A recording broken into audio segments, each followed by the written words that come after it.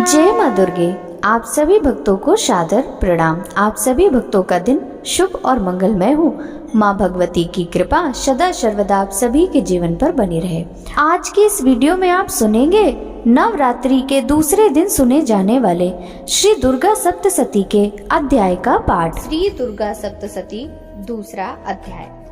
देवताओं के तेज से देवी का प्रादुर्भाव और महिषासुर की सेना का वध। महर्षि मेधा बोले, प्राचीन काल में देवताओं और असुरों में पूरे 100 वर्षों तक घोर युद्ध हुआ था। उसमें असुरों का स्वामी महिषासुर था और देवराज इंद्र देवताओं के नायक थे।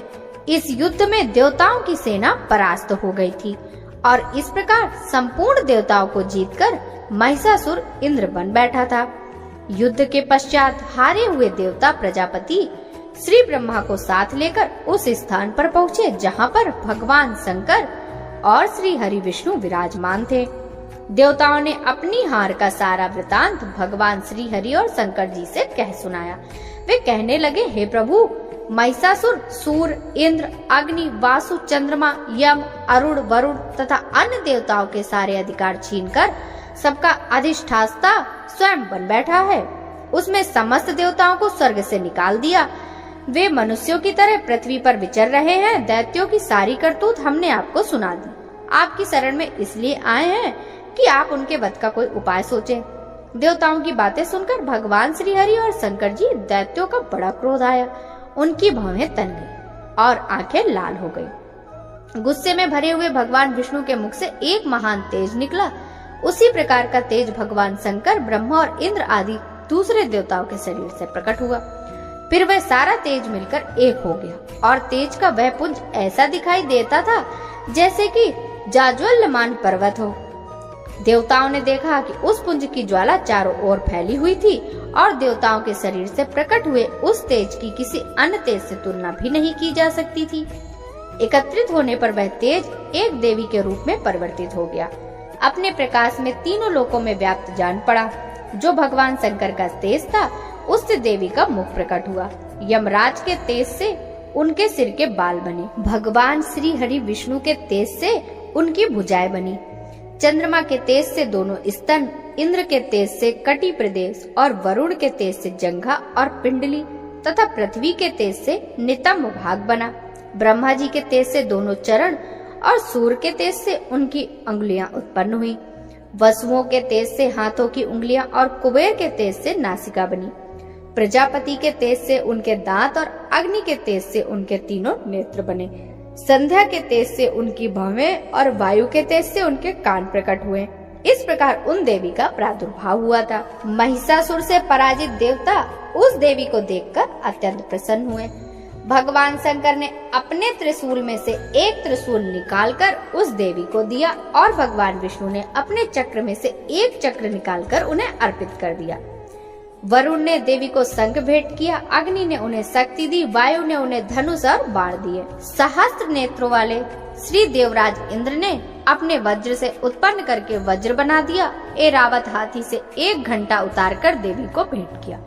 यमराज ने उन्हें काल दंड में से एक दंड दिया। वरुण ने उन्हें पांस दिया। प्रजापति ने स्फटिक की माला दी और ब्रह्मा जी ने उन्हें कमंडल दिया।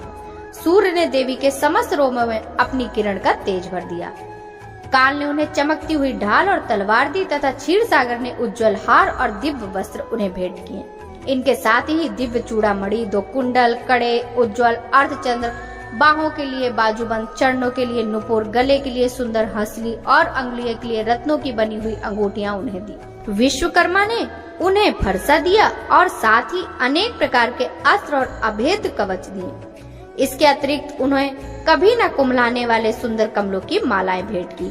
समुद्र ने सुंदर कमल का फूल भेंट किया। हिमालय ने सवारी के लिए सिंह और तरह तरह के रत्न देवी को भेंट किए।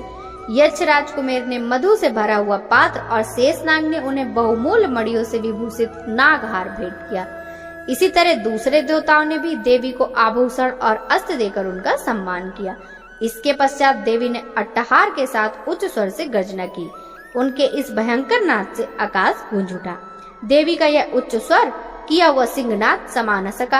आकाश उसके सामने छोटा प्रतीत होने लगा। उससे बड़े जोर की प्रतिध्वनि हुई जिससे समस्त विश्व में हलचल मच गई और समुद्र कांप उठे। पृथ्वी डोलने लगी तथा समस्त पर्वत हिलने लगे। देवताओं ने उस समय प्रसन्न हो सिंह वाहिनी जगतमयी देवी से कहा, हे देवी तुम्हारी जय हो। इसके साथ ही महर्षियों ने भी भक्ति भाव से विनम्र होकर उनकी स्तुति की। संपूर्ण त्रैलोकों को क्षोभग्रस्त देखकर दैत्यगण अपनी सेनाओं को साथ लेकर हथियार आदि से सजकर उठकर खड़े हो गए। महिषासुर के क्रोध की कोई सीमा नहीं थी। उसने क्रोध में भरकर कहा, यह सब क्या उत्पात है। फिर वह अपनी सेना के साथ उस ओर दौड़ा जिस ओर भयंकर नाद का शब्द सुनाई दिया था। आगे पहुंचकर उसने देवी को देखा जो अपनी प्रभा से तीनों लोक को प्रकाशित कर रही थी। उसके चरणों के भार से पृथ्वी दबी जा रही थी। माथे के मुकुट से आकाश में एक रेखा सी बन रही थी और उनके धनुष की टंकार से सब लोग क्षुब्ध हो रहे थे। देवी अपनी सहस्त्रों भुजाओं को संपूर्ण दिशाओं में फैलाए खड़ी थी। इसके पश्चात उनका दैत्यों के साथ युद्ध छिड़ गया और कई प्रकार के अस्त्र शस्त्रों से सारी दिशाएं उद्भासित होने लगी। महिषासुर का सेनापति चिछुर नामक एक महान असुर था। वह आगे बढ़कर देवी के साथ युद्ध करने लगा और अन्य दैत्यों की चतुरंगड़ी सेना को साथ लेकर चामर भी लड़ने लगा। 60,000 महारथियों के साथ आकर उदग्र नामक महादैत्य युद्ध करने लगा और महाहनु नामक असुर ने 1 करोड़ रथियों को साथ लेकर अति असी लोमा नामक असुर ने 5 करोड़ सैनिकों को साथ लेकर युद्ध किया। वास्कल नामक असुर 60 लाख असुरों को लेकर युद्ध में आ डटा। विडाल नामक असुर 5 अरब रथियों को सहित युद्ध करने लगा। अब इसके अतिरिक्त और भी हजारों असुर हाथी घोड़ों की सेना साथ लेकर लड़ने लगे और इन सब के पश्चात महिषासुर करोड़ों रथों हाथियों और घोड़ों सहित वहां आकर देवी के साथ लड़ने लगा। वे सभी असुर तोमर भिंदीपाल शक्ति मूसल खड़गों फरसों पट्टसों आदि शस्त्रास्त्रों के साथ रणभूमि में देवी से युद्ध करने लगे। कुछ शक्तियां फेंकने लगे और कोई अन्य शस्त्र आदि। इनके साथ ही कुछ अन्य दैत्य अपनी अपनी तलवारों हाथों में लेकर देवी की ओर दौड़े और उन्हें मार डालने का उद्यम करने लगे। मगर देवी ने क्रोध में भरकर खेल ही खेल में उन सभी अस्त्र शस्त्रों को काट दिया। इसके पश्चात ऋषि और देवता देवी की स्तुति करने लगे। वे प्रसन्न होकर असुरों के शरीरों पर अस्त्र शस्त्र की वर्षा करती रहीं। देवी का वाहन सिंह भी क्रोध में भरकर दैत्य सेना में इस प्रकार विचरने लगा जैसे वन में दावानल फैल रहा हो। युद्ध करती हुई देवी ने क्रोध भर जितने श्वासों को छोड़ा वे तुरंत ही सैकड़ों हजारों घड़ों के रूप में परिवर्तित हो गए और वे फरसे भिंदपाल खड़ग तथा पट्टिसस इत्यादि शस्त्रों के साथ दैत्यों से युद्ध करने लगे। देवी की शक्ति में बढ़े हुए गढ़ दैत्यों का नाश करने वाले ढोल शंख मृदंग आदि बजने बजाने लगे। इसके बाद देवी ने त्रिशूल गदा शक्ति खड़ग इत्यादि से सहस्त्रों असुरों को मार डाला। कितनों को घंटे की भयंकर आवाज से ही यमलोक पहुंचा दिया। कितने ही असुरों ने उनके पास में बांधकर पृथ्वी पर घसीटा। कितने के अपनी तलवार के टुकड़े टुकड़े कर दिए। कितनों को ही गदा की चोट से धरती पर सुला दिया। कई दैत्य मूसल की मार से घायल होकर रक्त वमन करने लगे और कई सूल से छाती फट जाने के कारण पृथ्वी पर ढेर हो गए और कितनों की बाढ़ वर्षा से कमर टूट गई। देवताओं को पीड़ा देने वाले दैत्य मरने लगे। कितनी भी बाहें अलग हो गईं, कितनों की गर्दन कट गई, कितनों के सिर कटकर भूमि पर लुढ़क गए, कितनों के शरीर बीच में से कट गए और कितनों की जंघाएं कट गईं, वे पृथ्वी पर ही गिर पड़े। कितने ही असुर सिर व पैरों के कटने पर भूमि पर पड़े हुए थे और शस्त्र हाथ में लेकर देवी उनसे लड़ने लगे और कई दैत्यगण भूमि में बाजों की ध्वनि के साथ नाच रहे थे। कई असुर जिनके सिर कटे हुए थे वे केवल धड़ से ही हाथ में शस्त्र लिए हुए लड़ रहे थे। दैत्य रह रहकर ठहरो ठहरो कहते हुए देवी को युद्ध करने के लिए ललकार रहे थे। जहाँ पर यह घोर संग्राम हुआ था वहाँ की भूमि रथ हाथी घोड़ों असुरों और लाशों से भर गई थी और अत्यधिक मात्रा में रक्तपात होने के कारण रुधिर की नदियां बह रही थी। और इस तरह देवी ने असुरों की विशाल सेना को क्षण भर में इस तरह से नष्ट कर डाला जैसे तृण और काष्ठ के बड़े ढेर को अग्नि नष्ट कर डालती है। और देवी का सिंह भी गर्दन के बालों को हिलाता हुआ जोर जोर से शब्द करता हुआ असुरों के शरीरों से मानो उनके प्राण को ढूंढ रहा था। महादेवी के गढ़ों ने जब दैत्यों के साथ युद्ध किया तो देवताओं ने प्रसन्न होकर आकाश से उन पर वर्षा की। श्री दुर्गा सप्तशती 3रा अध्याय। सेनापतियों सहित महिषासुर का वध। महर्षि मेधा ने कहा, असुरों की सेना नष्ट होती देखकर उस सेना का सेनापति चिछुर क्रोध में भर देवी के साथ युद्ध करने के लिए आगे बढ़ा। वह देवी पर इस प्रकार बाणों की वर्षा करने लगा मानो सुमेरु पर्वत पर बादल पानी की धार बरसा रहा हो। तब देवी ने अपने बाणों से उसके बाणों को काट डाला तथा उसके घोड़े व सारथी को मार दिया। साथ ही उसके धनुष और उसकी अत्यंत ऊंची ध्वजा को भी काटकर नीचे गिरा दिया। उसका धनुष कटने के पश्चात उसके शरीर के अंगों को भी देवी ने अपने बाणों से भीन दिया। धनुष, रथ, घोड़ों और सारथी के नष्ट हो जाने पर वह असुर ढाल और तलवार देकर देवी के तरफ दौड़ा। उसने अपनी तीक्ष्ण धार वाली तलवार से देवी के सिंह के मस्तक पर प्रहार कर दिया और बड़े वेग से देवी की बाईं भुजा पर वार किया, किंतु देवी की बाईं भुजा को छूते ही उस दैत्य की तलवार के 2 टुकड़े हो गए। इस पर दैत्य ने क्रोध में भरकर सूल हाथ में लिया और भद्रकाली देवी की ओर फेंका। देवी की ओर आता हुआ वह सूल आकाश से गिरते हुए सूर्य के समान प्रज्वलित हो उठा। उस सूल को अपनी ओर आते हुए देखकर देवी ने भी सूल छोड़ा और राक्षस के सूल के 100 टुकड़े कर दिए और साथ ही असुर चिछुर के भी प्राण हर लिए। चिछुर के मरने पर देवताओं को पीड़ित करने वाला चामर नामक दैत्य हाथी पर सवार होकर देवी से लड़ने के लिए आया और उसने आते ही शक्ति से प्रहार किया, किंतु देवी ने अपनी हुंकार से ही उसे तोड़कर पृथ्वी पर गिरा दिया। शक्ति को टूटा हुआ देखकर दैत्य ने क्रुद्ध होकर शूल चलाया, किंतु देवी ने उसको भी अपने बाणों से काट दिया। इतने ने देवी का सिंह उछलकर हाथी के मस्तक पर सवार हो गया और दैत्य के साथ बहुत ही तीव्र युद्ध करने लगा। फिर वे दोनों लड़ते हुए हाथी पर से पृथ्वी पर आ गिरे और दोनों बड़े क्रोध में भरकर लड़ने लगे। फिर सिंह बड़े वेग में आकाश की ओर उछला और जब पृथ्वी की ओर आया तो उसने अपने पंजों से चाकर का सिर धड़ से अलग कर दिया। क्रोध में भरी हुई देवी ने शिला और वृक्ष आदि के प्रहारों से उद्ग्रहों को भी मार दिया। कराल की दांतों, मुक्कों और थप्पड़ों की चोटों से धराशाही कर दिया। क्रोध में भरी देवी ने गदा के प्रहार से उद्दत दैत्य को मार गिराया। भिंदीपाल ने वास्कल को और बाड़ों से ताम्र तथा अंधक को मौत के घाट उतार दिया। 3 नेत्रों वाली परमेश्वरी ने त्रिशूल से उग्रास, उग्रवीर और महाहनु नामक राक्षसों को मार गिराया। उन्होंने अपनी तलवार से विडाल नामक दैत्य का सिर काट गिराया तथा अपने बाड़ों से दुर्धर और दुर्मुख राक्षसों को यमलोक पहुंचा दिया।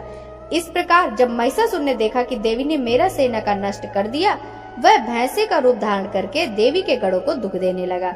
उन गढ़ों में से कुछ को मुख के प्रहार से, किन्हीं को खुरों के वार से, कितनों को पूंछ की चोट से, कुछ को सींगों से, बहुत को दौड़ने के वेग से, अनेकों ने सिंहनाद से, कुछ को चक्कर देकर, कितनों को ही श्वास वायु के झोंकों से धराशाही कर दिया। वह दैत्य इस प्रकार गढ़ों की सेना को गिराकर देवी के सिंह को मारने के लिए दौड़ा। इस पर देवी जगदम्बा को बड़ा क्रोध आया। उधर दैत्य भी क्रोध में भरकर धरती को खुरों, खोदनों तथा सींगों को पर्वतों से उखाड़ उखाड़ कर धरती पर फेंकने लगा और गर्जने लगा। महिषासुर के वेग से चक्कर देने के कारण पृथ्वी क्षुब्ध होकर फटने लगी। उसकी पूंछ से टकराकर समुद्र चारों ओर फैलने लगा। हिलते हुए सींगों के आघात से बादल खंड खंड हो गए और श्वास के प्रचंड वेग से उड़े हुए पर्वत आकाश से गिरने लगे। इस तरह क्रोध में भरे हुए राक्षस को अपनी ओर आते देख चंडिका ने उसको मारने के लिए क्रोध में भर गई। देवी ने 5 फेंककर दैत्य को बांध लिया और उसमें बंध जाने से भैंसे का रूप त्याग दिया और सिंह का रूप बना लिया। ज्यों ही देवी उसका सिर काटने के लिए तैयार हुई, वैसे उसने पुरुष का रूप बना लिया। जो हाथ में तलवार लिए हुए था, देवी ने तुरंत ही अपने बाड़ों से उस पुरुष को उसकी तलवार ढाल सहित भीन डाला।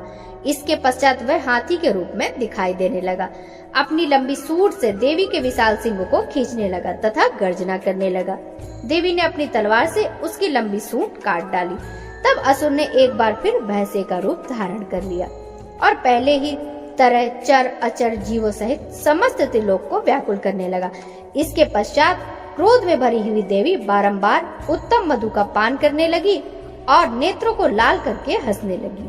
उधर बल और पराक्रम के मद से उन्मत्त हुआ दैत्य भी गरजने लगा और अपने सींगों से देवी पर पर्वतों को फेंकने लगा।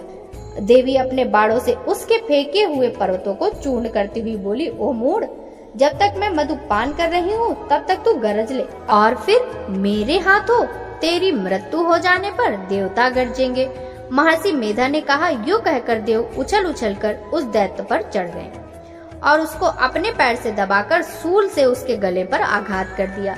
देवी के पैर से दबने पर भी असुर दूसरे रूप में अपने मुख को बाहर होने लगा। अभी वह आधा ही बाहर निकल पाया था कि देवी ने अपने प्रभाव से उसे रोक दिया।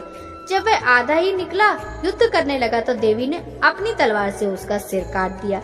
इसके पश्चात सारी असुर सेना हाहाकार करती हुई वहां से भाग खड़ी हुई और समस्त देवता अत्यंत प्रसन्न हुए तथा ऋषियों महर्षियों के साथ देवी दुर्गा की स्तुति करने लगे। गंधर्वराज गान करने लगे तथा अप्सराएं नृत्य करने लगी। क्षमा प्रार्थना। हे परमेश्वरी, मुझसे रात दिन सहस्त्रों अपराध होते रहते हैं, अतः आप मुझे अपना दास समझकर कृपा पूर्वक मेरे उन अपराधों को क्षमा करो। हे परमेश्वरी, ना तो मैं आह्वान करना जानता हूँ और न विसर्जन करना जानता हूँ, न पूजा करने का विधान ही जानता हूँ। हे परमेश्वरी, मुझे क्षमा करो। हे सुरेश्वरी, मैंने जो मंत्रहीन, क्रियाहीन और भक्तिहीन पूजन किया है वह सब आपकी कृपा से पूर्ण हो। सैकड़ों अपराध करके भी जो भक्त आपकी शरण में आकर केवल जगदम्ब कहकर पुकारता है वह उस दुर्लभ गति मोक्ष को प्राप्त करता है जिसे ब्रह्मादि देवगण भी पाने में असमर्थ होते हैं। हे जगदम्बिके, मैं अपराधी हूँ किंतु आपकी शरण में आया हूँ।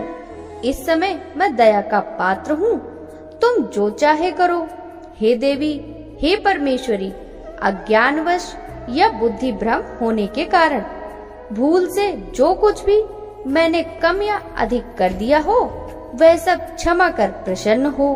हे जगमाता कामेश्वरी, हे सच्चिदानंद स्वरूपिणी महेश्वरी, आप प्रेम पूर्वक मेरी यह पूजा स्वीकार करो और मुझ पर प्रसन्न हो। हे सुरेश्वरी, आप गोपनीय से भी गोपनीय वस्तु की रक्षा करने वाली हो। आप मेरे द्वारा किए हुए इस जप को ग्रहण करके मेरे सभी अपराध क्षमा करो। हे देवी, हे महेश्वरी, आपकी कृपा से मुझे सिद्धि प्राप्त हो।